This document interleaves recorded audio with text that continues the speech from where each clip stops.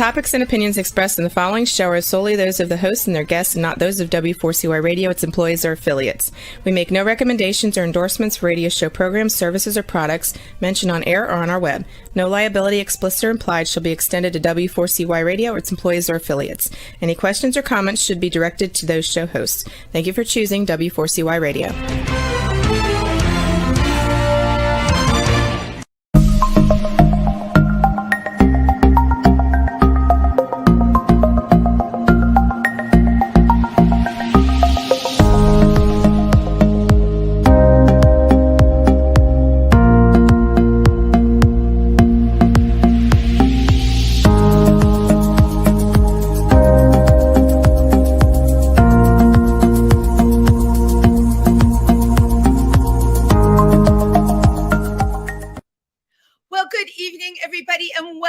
To Triversity Talk on the eve of Thanksgiving.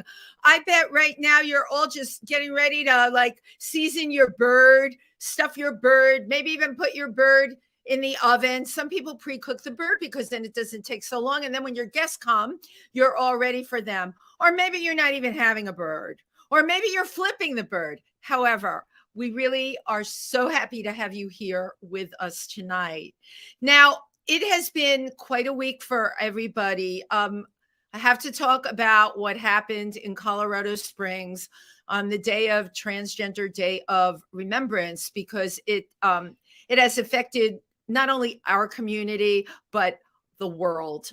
This was just another example of the kinds of things that are going on with mass shootings, and particularly targeted at the LGBTQ plus community.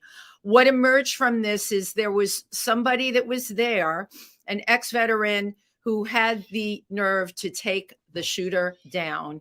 And I think what I got from this, and what many people got from this, was sometimes you have to go towards the violence and not away from it. And by that, I mean, I'm nowhere near suggesting to people, put yourself in the target area. Never do that. But he showed such bravery, and he knew he would have the ability to change the situation, and he did. And I think that's something we can all learn from, because going forward, everyone really needs to be extremely mindful of what's been going on with these kinds of things in our society. They're certainly terrible. On another note, Triversity had a very beautiful Transgender Day of Remembrance. Simone Krauss, of course, always an incredible speaker. We were with this year the United Methodist Church, which I learned some things about that I didn't know, how all welcoming they are. And it's for people of all kinds of religious faith. And a shout out also to Ashley, who's our board member at Triversity, also read, and everyone in the community that came out to observe Transgender Day of Remembrance. Certainly the reading of those names brings those people to life. That they were somebody. They had a name. And when you say their name, you bring them back into the room. So thank you all. On a different note, I think what's perfect for tonight is the person I brought on. I'm very excited about.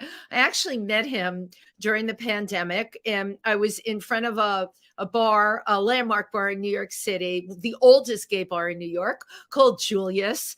And I was sitting there with my friends, and he walked by, and he had an amazing partner with him, and I started talking with them, and they showed me they had this game, and they told me where I could go on Facebook and learn more about the game. The game was called Rainbow Quest, and I thought, what an interesting idea to bring people together, a Rainbow Quest, an LGBTQ oriented game that would educate, advocate, and engage people simply by raising awareness, okay, and take LGBTQ allies, everybody, and bring them together by a board game.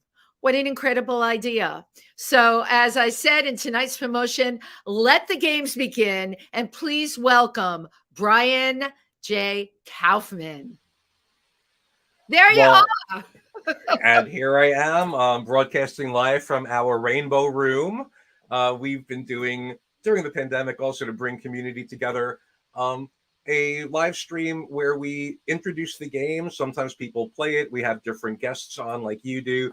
Let me tell you, Triversity is so lucky to have you representing them, Wendy. You are a force to be reckoned with, and a beautiful one, in fact. Gosh, well, thank you. But everybody who works with Triversity, from our acting president, Stephen Bloomer-Teague, to all the people on our board, to Simone Krause, who spoke at Transgender Day of Remembrance, it is amazing because as you know from your experience, you've worked up in Maine and in rural areas. Triversity, our organization, is really for the more rural areas in the tri-state. That's New York, New Jersey, and Pennsylvania. We are based out of Pennsylvania. So to be able to have a center on the main street, that people can come in. We have I'm so proud of the center, and kudos to Stephen Bloomer-Teague and Richard Bloomer, who set up, they just whipped the center into shape, and we have a wonderful library. Oh my God. We have a wonderful library. And Jed Ryan is here, but something is happening with his here. Jed, you hear me? Just turn something off, turn your computer off. No, we can't really hear you, but I'm just going to talk a little bit. Can you hear me now? I can hear you now. And if you need to shut your screen up, that's fine. I need to tell everybody about Jed Ryan. First of all, I love him to death. He's like kind of a drop-in guest co-host tonight. You're probably wondering, okay, why is Jed here? Because Jed has actually played the game Rainbow Quest. And he knows Brian Kaufman. And I thought it would really be fun to have him on. We're all about community and talking about the game. Now, we just hope Jed's audio and visual hold out, because he's awfully cute and nice to look at and listen to. But you know what? We can't promise that he won't freeze, but maybe, right, Brian? Maybe we'll get lucky. Yeah, he's still nice to look at, even if he's frozen, but we can still hear him. And Brian, that's what I love about you. You are the perfect person to have created a game. Thank you. Can you hear me now? Yes, I can hear you now. You could just keep saying that as you have been. Hi, I'm Jed. Can you hear me now? So, Brian. Yes. I want to. We always do sign language if need be. Right, we could do sign language. This game was 15 years in the making. Yes, it has been. It's been an arduous journey to find factual information that it doesn't contain negative stereotypes. And of course, every time I thought I had nailed it, I had to update the language and include new emerging identities. So it took about 15 years, and we ran it through every committee. And so far, we've had no complaints, which in our community is shocking to me. It's really shocking. Right? It's totally shocking. However, it sounds like you crossed your T's and dotted your I's. How did you know, like when you first came up with the concept of the game, how did you know where you had to keep making revisions on it? Because you're right, the language in our community keeps changing. How people see themselves keeps changing. And certainly some of things that we thought were fact that are not keeps changing. So how did you deal with that? I did a lot of research. It took a while. I solicited input from history professors and college administrators and social workers, and of course, all of the youth group activists.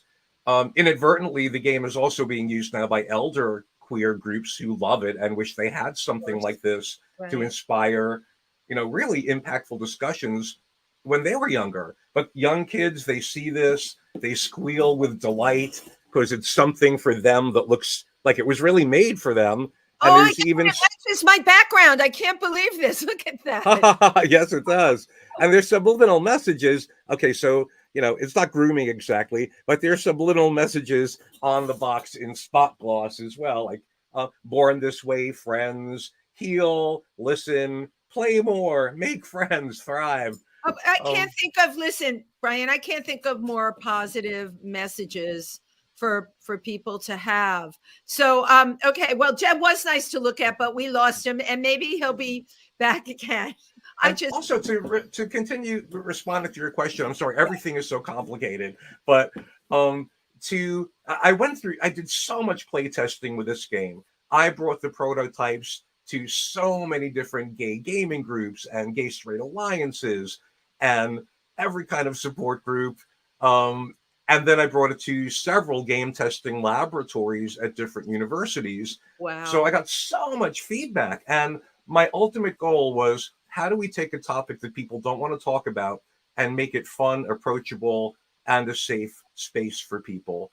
And one of the miracles of the game is that when people start to play, no matter how snarky they are about it at first, they really get into it and they love it. And it's really exceeded my expectations. I also created it to be something that would pump energy into existing support groups, because there was always a lack of meaningful programming. Do you show a movie and people don't interact?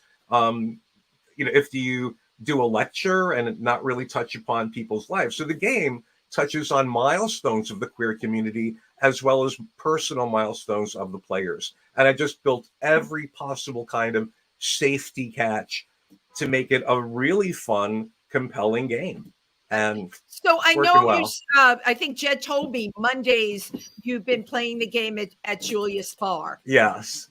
So do you have a fun group that comes every Monday to do that? I do. If I can get a Monday, I actually wrote it down in my appointment book. I would love to come down and play. I have one person who's attended several, but usually it's just people that are curious and want to try it. Some people, are a little bit hostile because they're not accustomed to doing something like this at Julius. But no, people play and love it. The staff kind of marvels at how much fun people are having, and it's wholesome. I mean, it's really. I got to tell you, Brian, not only is it wholesome, I think what really is amazing to me about it, you have found a way to not only get people in our community to interact. If they're using this at GSAs, it's everybody. Okay. You put such a positive spin on things with this game, and it's bringing people together in a way. I can't, I grew up with Monopoly, probably you did too, those kind of games. Sure. But there's nothing else out there, and this is intriguing to me, that exists that is like Rainbow Quest. No, there is not. I have someone at the University of Lynchburg who's doing research to validate the psychosocial impact of the game. Ultimately, wow. Yeah. I mean, I ran support groups in urban and rural areas at all ages for 30 years. And, back in 1986, when I tested positive officially for HIV, I was told I had 6 months to live, maybe a year if I was lucky. That's what they were telling people back then. Yeah. And my goal had always been to pay it forward for the poor souls who worked at the New York City gay hotline in the 1970s when I was coming out, and I called them every day with so many kind of stupid questions, but they gave me so much help. So, it's a miracle to me that I've lived this long, but I knew that I couldn't keep doing the support groups forever. I couldn't keep doing one-on-one suicide. I keep saying suicide prevention. No, you're talking about things, support groups, suicide prevention lines, and all of that. Those, as we know, are things that are very much needed. But the amount of time I got to tell you, it would suck the life's blood out of me after a while. It does that to people. So the fact that not only did you do it, you survived it, and then at the end game of it, you come out with this amazing, happy game to bring everyone together. Kudos to you. Thank you. I mean, my background is industrial psychology, efficiency. So I integrated, ideas of peak performance, interpersonal relations, group dynamics, emerging leadership, social and emotional learning by default. I automatically put in the game. Right. And I just drew upon everything I knew to even these subliminal messages. I did want to cross every T and dot every I, right, so that there would be no reason that people wouldn't enjoy this experience and learn from it. So originally, I did create it to keep support groups going because support groups help prevent suicide. Absolutely. But I would like a game that would reach people before they ever contemplate suicide, and just make it not such a queer experience to have like 3 times the rate of suicide of the straight population at the youth level and the elder level. So I joke sometimes now that I turn 65 and I collect Social Security, I joke and say, yeah, I say this is really selfish. Congratulations for that. People, yeah, really. well, thank you. Who knew I would ever live this long? It's crazy, but I'm doing it, and it's just very interesting the way people respond to the game. Let's see. I'll say this: the research is doing a study to prove that this reduces suicidal ideations after just playing one time. And in doing the research, they were trying to find a control group activity. They could not find a similar game to this. No. They just couldn't. There isn't any. There's also no other resource for the LGBTQ plus inclusive curriculum that is now recommended by legislatures in 9 states. There's nothing. Teachers are expected to take a list of topics and create lesson plans about it, like they have time or the interest or the courage. Brian, like as an educator, a lesson plan, how is that going to communicate anything at all? What you've come up with is something where the kids can actually work with each other. All right. And have you've created an actual experience, which is probably the best education anyone can have. Well, I really hope you can make it to Julius some Monday evening and play the game, because you're a trip. You would just be so much fun. Actually, is it okay if I ask you a question from the game? Yeah, you can not only ask me, you can ask me anything. I love when the guest turns it on the interviewer. And don't forget, we have Ed Ryan here, and he has both video and visual now. Oh my! Well, I will ask both of you a question from the game. This is the 5-pound deck of prompt cards, and I'm going to ask you questions from the category called "Just Between Us." Okay. Which is an opportunity to just share personal anecdotes. Okay. So I'm ready. Okay. Ooh. I'm listening. All right. Okay. Wendy. Yes. Did you ever vote for a candidate based on their looks? No, absolutely not. Good answer. I was hoping you'd say that. I'm all about content. Okay. Now here's one. Again, both of you go to Julius quite often. And I'm so glad that I met both of you during the pandemic when I went there to try and make sure that they would stay solvent. They were doing outdoor dining, and we were so worried. It was close, and it was close. There was a posting on Facebook that they were really teetering on the edge, and now they may become a landmark. You probably read that, the latest thing. Yes, that would be amazing. I hate to say it. I mean, I hate to well say this. deserved. Well deserved. Stonewall is watching. People seem to go to Stonewall in an obligatory way to pay homage to it, but then they come to Julius and really have a good time. That's all I can say about it. Well, so, you know what? I think now, honestly, both places, that's become like a location unto itself. You hit Stonewall, you hit Julius, and what both places offer, slightly different, okay? But it is about bringing people together, which at the end of the day, as we are realizing as a society, we really need to do this now. The polarization that has happened in the last, I shall just say the last couple of years, is unacceptable. All right. The hate actions, hate speech that are existing right now. We're here broadcasting, and you all know what I'm talking about. The hate speech that's going on right now has got to be stopped. And how do you push back? You push back as a community coming together. Okay. I have a question for Jed here. Okay. And then I want to go back to the safe space concept, because we have more questions. Hold on, Brian. After Jed, I'm really into this now. Go do Jed, and then you can ask me another one. Okay. Jed, if you could spend some time with one famous LGBTQ plus individual, alive or dead, who would you choose? Oh, wow. That would have have to be probably because it's hard for us to imagine in this day and age that lots of times just being who you were was really dangerous. And the fact that he must have been doing something right, not just through his literature, but the fact that he steadfastly remained himself and he refused to back down. And a time when it was not safe, it certainly wasn't fashionable, but it wasn't always safe. Yeah. So I would like to know back in that era what it was like, because he surrounded himself with so many of his fellow colorful and creative people, what it was like to be in that very exclusive yet also very protected bubble. And it could not have been easy, but it must have felt really wonderful knowing that you were doing the right thing no matter what society said. And it was only a matter of time before society had to catch up. So I would love those conversations. And it's good to talk to smart people. And he was a smart guy. So I'm sure that he would have been very fun to talk to. So it would have to be him. Although it's very hard to pick. Did Oscar Wilde actually frequent Julius?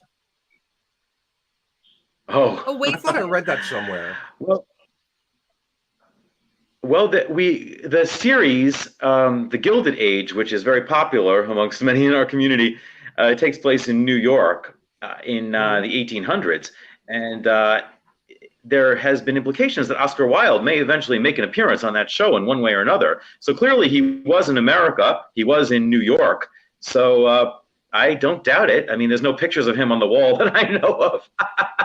Well, in my mind, I've been nobody snapped a photo of him, seeing the image of you and Oscar having your drinks together and maybe a burger at Julius. Wait, a Julius burger, right? Because there's I mean, how do you go to Julius and not have one of their? Where's my time machine? I think it's burgers? A great idea. Right, the time machine. That is a great idea. Okay, now every week, speaking of going back in time. Speaking of going back in time, I wanted the chance to say that I've known, not too far, not Oscar Wilde time, but I was boggling my mind as to where Brian and I first met, and I assume it had to be circa 2006. So I was trying to do my research and find out, what was going on during, about right. What was going on during that time period? And Wendy, you'd be happy to know that everybody was listening to Hips Don't Lie by Shakira. The song I just did that song in industry. That's good. I picked a good one. Yes, you did. And Brian and I met at an event called, we met at an event called Barapalooza. Oh, yeah. Oh my God. That's so funny because I forgot. And I thought we met when I ended up marching with you in New York City Gay Pride. Yeah, that's right. I did meet you in Barapalooza. Wow. Brian, you also wrote down on your bio, you wrote about Barapalooza, and on the things I wanted to ask you, I wrote down here, what is Barapalooza? So Jen and Brian, could you elaborate on what that is? Yes. Well, before the term bear entered the lexicon en masse, and all of a sudden it's everywhere. And before it was really in to take back your body hair, to release the fleece, and to be proud of being a bigger guy. I mean, bears are just gay guys who are not afraid to eat when it comes down to it. That's who are not afraid of their excessive body hair. So back then, there was a gentleman named Freddie Freeman who organized a musical event called Barapalooza with all bear-identified artists and their allies. And that would definitely include Martin Swinger, Brian's husband. And that's how we met. And he really not only identified as a bear, but he created music that's patently for the bear community that bears enjoy. And I was just wanting to see if I could find a copy of it, but I don't have it handy. I didn't know somewhere. You brought up something, Brian. I would like to talk about. I want to talk about, of course, Martin Swinger, your husband, who passed away a year ago. It was a year. About a year, yes. Totally shocking to me when Jed told me that. I remember the two of you talking to both of you in the street. And I know this Rainbow Quest was a baby that you birthed together. And, yes. my God, what a year, right? What a year. It's been surreal. I mean, right. He used to travel so much as a performer, and the fact that he passed away out of town, just in very weird circumstances, everything about his passing turned out to be very surreal. And so I spent the year just fulfilling our commitments that we had made before during the pandemic, when everything got canceled. Everything suddenly exploded, and I've kind of been on the road. I mean, he passed away right after we had a corporate sponsor at New York City Pride. Before they did the official parade, they had pop-up events, and we had a pop-up right by Marie's Crisis. And anyway, I think he worked so hard. He was really riding the top of his career as a arts educator, singer-songwriter, vocal coach, coordinating events at the New England Regional Folk Alliance and the People's Music Network. Wow. He went out on a high. He didn't suffer, bless his heart. I miss him terribly, but I tried to keep alive his legacy, which includes Rainbow Quest and his music. And I do want to share, if you'll forgive me, years ago, we hosted a 3-day training for people across Maine to help them speak to superintendents and school board members about why we needed to address homosexuality in classrooms and protect kids. And we wrote a song for GLSEN, the Gay Lesbian Straight Education Network, called All We Need Is a Safe Place. I did write a verse for this past week's massacre, because thoughts and prayers are great, but I think we need supplements like legislation and music. Music can change things. I believe so. If you forgive me, I will take a sip of tea from my Rainbow Quest brand mug. What's in that tea, Brian? Is it just tea? It's really just tea. Okay. Although I probably have been more comfortable if I, did put something else in it. Okay. There we go. When people go to dance and mingle, they should not expect assault by guns, that's fire, leaving neighborhoods bereft. Old hatreds fueled by politicians, rhetorics to blame. They say gay when campaigning, but muzzle teachers all the same. And all we need is a safe place to learn, to grow, to love, to know a safe place. So I just wanted to share that. It's important to reach people on every level. And the arts, the arts is one way to reach people in ways that sometimes words just don't. Right. And part of our mission is, apart from the Rainbow Quest game, part of our stated mission is to introduce arts educators and singer-songwriters into schools to help them write their own songs about diversity and diversity education. It's such a great way to help them learn. I think it's an incredible way. So I'm going to give you the other side of the coin, right? Ooh. So let's talk about school boards, which I never really dealt with that. My kid's 30, and the school in the city, we didn't have an issue. School boards have become. Oh, you brought the rat out for that. Sorry, some of them are good, but so many are so terrifying. How did, first of all, school boards become so powerful? I can tell you, our organization, Triversity, is based out of Milford, Pennsylvania.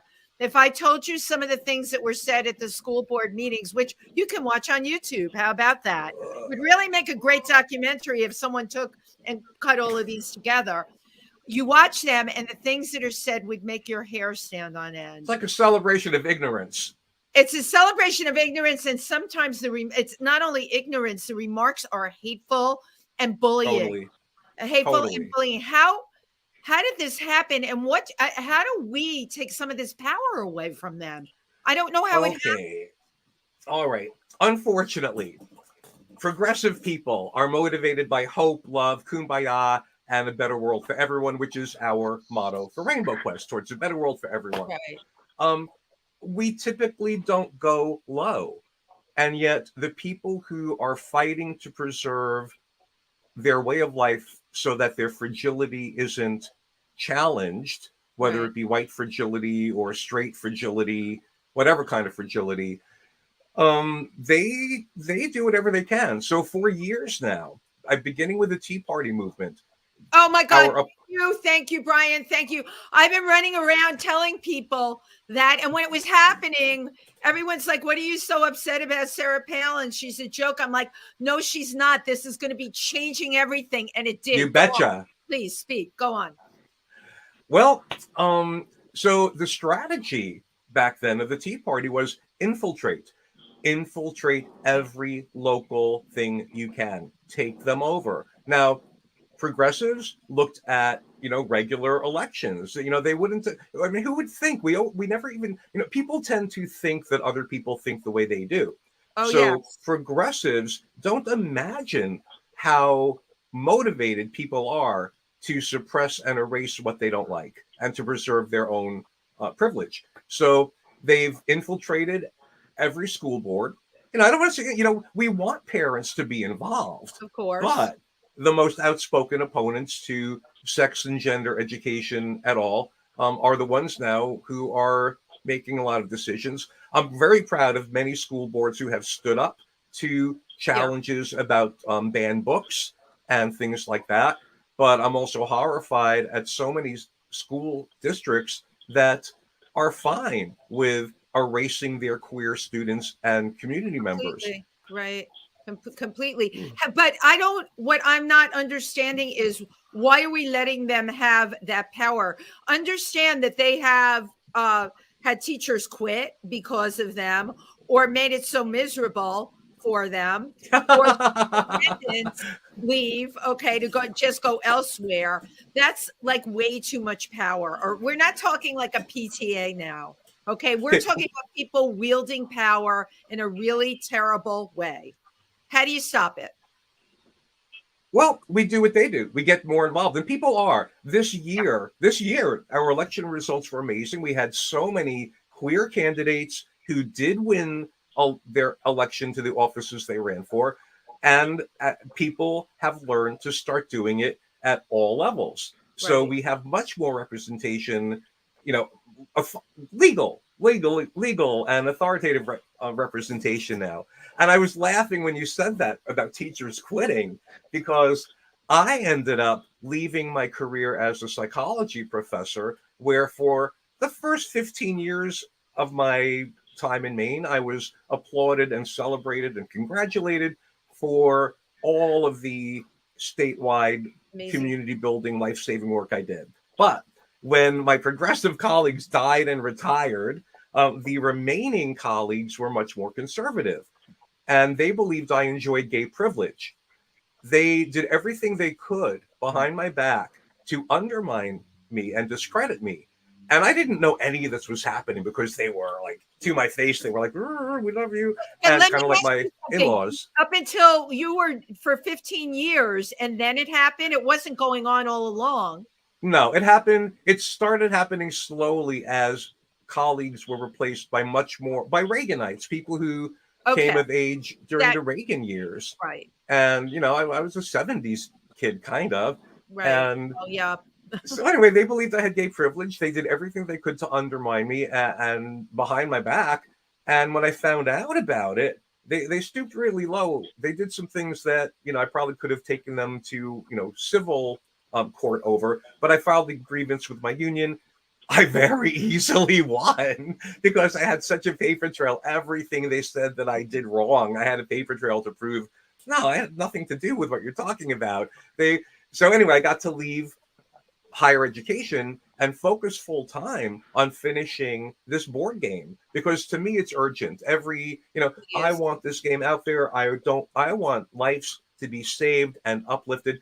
The game was developed to create authentic pride, and it's hard to be proud when you think that the people like yourselves, when every election cycle you hear that we're groomers and pedophiles. And believe me, if you saw my makeup for my last night's show, you would know that no drag queen groomed me. I wish. I mean, it was awful. Help in the makeup department. That's what I'm hearing from you. So we figured authentic pride comes from knowing who your people are. Right. And if you don't learn about them, how do you know that? They're like, oh, pedophiles, child molesters, I'm going to kill myself because that's what gay people do. So the game includes the heroes that people can look up to, like Sally Ride. In the next version, we'll have Louisa May Alcott. You know, who knew she was like trans? Right. And I thought that was amazing to find. And yeah, no one knew Sally Ride was that either. But you know what? You probably know more than anyone. When you started coming up with the questions for this game and uncovering history, there were more people than any of us realized. Well, what we did at New York City Gay Pride this year. And by the way, we're so lucky. We were in the formation area. I finally got to catch up with the new DEI person for the New York City Department of Education, who'd found the lost purchase order. So I was able to deliver 250 Rainbow Quest games to the New York City Department of Education. Okay, so they're being used now. Miracle is about that. You just talked about a miracle. They found the lost purchase order. Oh my God! It was it got lost in the pandemic. We had these boxes ready on the loading dock. I just couldn't wait to deliver them, and so I'm glad that they're using that. Forgot where I was going with that. I'm sorry. Yeah, no, we were talking about the New York City school system using the game. We had someone in our comments for our LGBTQ center in Milford, Mary, and I told her just to email me in the comments, wants to know how we can get a game. I love the idea of doing this. Now, in terms of distribution of Rainbow Quest, do you have any kind of thing set up where you can approach different schools? How do you mainstream this in the schools? Because it's a brilliant educational tool. That's where I'm coming from with it. So how do you get Wendy, I like where you're coming from. Yeah. But it is. Yes. It's not only educational. It's not only educational, but it's fun. It's educational, inspiring, and fun. That's what because I'm a firm believer we all need to look towards the future, because looking back at the past is for remembering, but we also learn so much from it. And all the answers are really there. So my personal philosophy has always been look towards the future, but don't forget the past and try to learn from the mistakes, because sadly most of us have short memories. If you look throughout American history, it's the same thing. And a lot of people could have predicted that, okay, this is not just we've won our rights and now we can just sit back and enjoy them. It's always going to be a struggle, and it's always going to be in a cyclical motion. Right. And Brian, I just have to say that, yes, exactly. And I have to say that it's interesting, the whole concept of gay privilege. And now with what happened in Colorado, my feeling about that is, okay, so many people that don't know what they're talking about say, okay, well, kids can turn gay from watching certain shows or seeing certain things on the internet or having certain items taught in the classroom. That's going to turn them gay. But no conception of how what they say, the harmful things that they say, lead to events like what just happened in Colorado and lead to so much violence. It's like you can't have it both ways, because words matter and it goes in both directions. And trying to keep kids from harm, like you said, taking care of them and letting them find their true authentic self. But when you say stuff like this to our most vulnerable populations, then you're really asking for what happened. You're asking for violence. So, it brings me back then to what I said to Brian. If there is a setup where schools come up with curriculums, right? Let's just talk about the tri-state area, New York, New Jersey, Pennsylvania. They have school curriculums. How do you mainstream Rainbow Quest, okay, as part of the learning experience for the kids, where it's part of the curriculum that's taught? Because based on what Jed just said, that's what I think needs to happen, because we're the other side of the coin.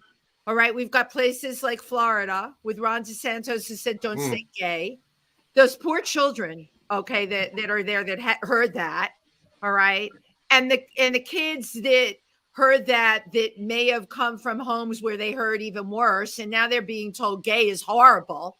And then you fast forward to your point, Jed, what happened in Colorado Springs. I didn't get to read the whole bio on that guy, and it's not even out yet. But I can tell you something, the kind of political environment that we are in right now is going to breed more of this. And I think it's up to people who consider themselves activists to stop it. And Wendy, yes, what Jen said about words having power. Yes. Is it a coincidence that these 2 club massacres occurred in the 2 states that have been so at the forefront of suppressing and erasing queer people? Colorado, what was long ago, had their first big statewide efforts to eliminate queer people from any kind of protection. And Florida, I mean, and we have the Pulse nightclub and Club Q, and it's just, I think it says a lot, Jen. Yes, you hear this hateful rhetoric, and it makes people think. It reminds me of in the 90s, in the 80s and 90s, there were judges in Texas when they were, reviewing sentencing for hooligans that would target gay people and beat them with baseball bats because they were easy targets. If people were killed, the judge would give a very light sentence because they said, well, it was just a homosexual. It's not a real person. And this kind of rhetoric, I mean, even from judges, it's, it breeds hate. I'm all about, there are things I dislike, but I'm all about positivity and love and celebrating the miracle of life, the miracle that when we are alive, we can communicate with one another. I actually have had experience in the past year where my dear departed, Martin Swinger, yes. He has definitely been along for this ride with me. You know what? Without a doubt, he was an arts educator and a performer, and the other half of Rainbow Quest. And first of all, the fact that you didn't have a choice, you did keep going. But my God, I mean, everything happened so quick, and then right. But you know what? What did they say? Keep your eye on the prize, and you did. All right, because that's what Martin would have wanted. Well, I have nothing left to do with my life now. I never expected to live this long, and I certainly never expected to outlive my healthy partner. So, I know, right? It's like, what do I have left to do? I might as well just make sure that, this does get into every school. So the next phase, now that I'm back in my home base and not traveling to the New York Library Association and Atlanta Pride and places like that, I'm going to find some sales representatives, and I'm going to sign up for this great online service that will let me develop contact lists for the decision makers in the largest school districts in the country, that especially the ones that have legislated the inclusive curriculum. And from there, we're also being featured in the Georgia Voice gift guide this season. They're the largest print newspaper and online media for the Southeast region. I think pretty soon we are gonna mainstream. We're not yet, but I don't doubt that we will. Oh no, this is where I was going. This is a 5-year plan, and I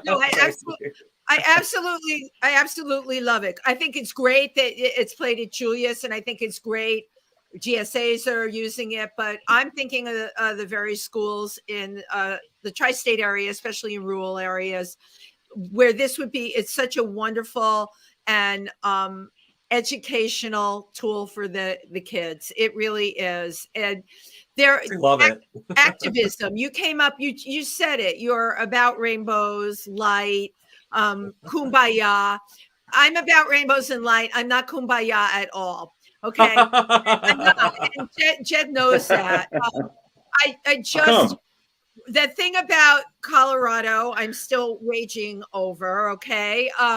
The thing I took away from that was the guy that rushed the gunman.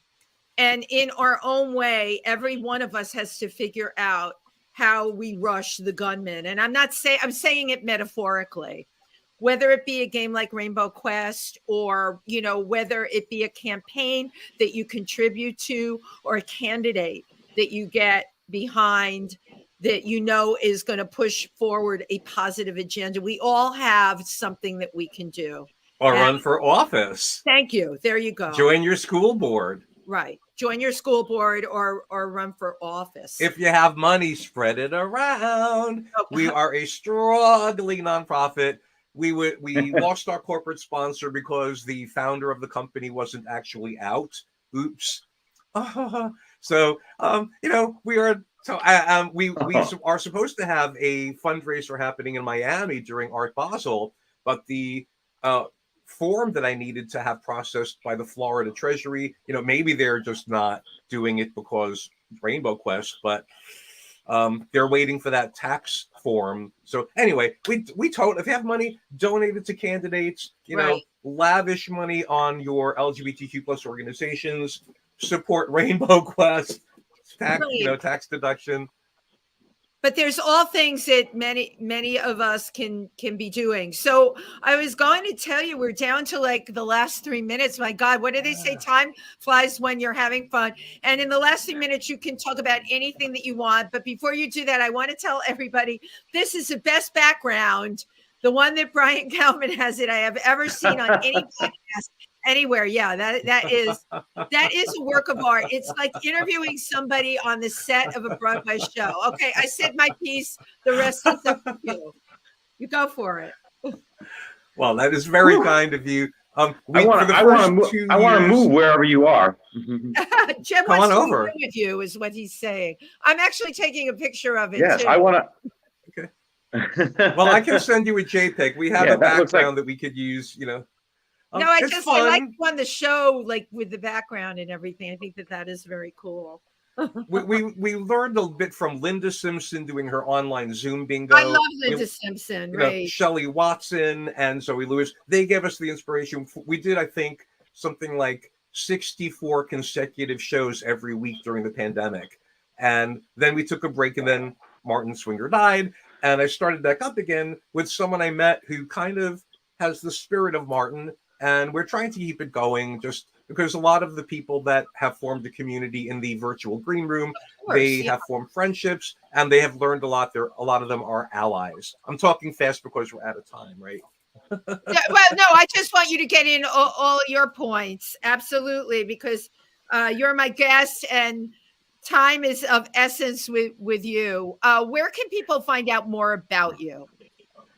Wow, more about me. Certainly my Facebook page, Brian J. Kaufman. Mm-hmm. It's public. I have nothing to hide. I figure all of my digital stuff is out there anyway, whatever.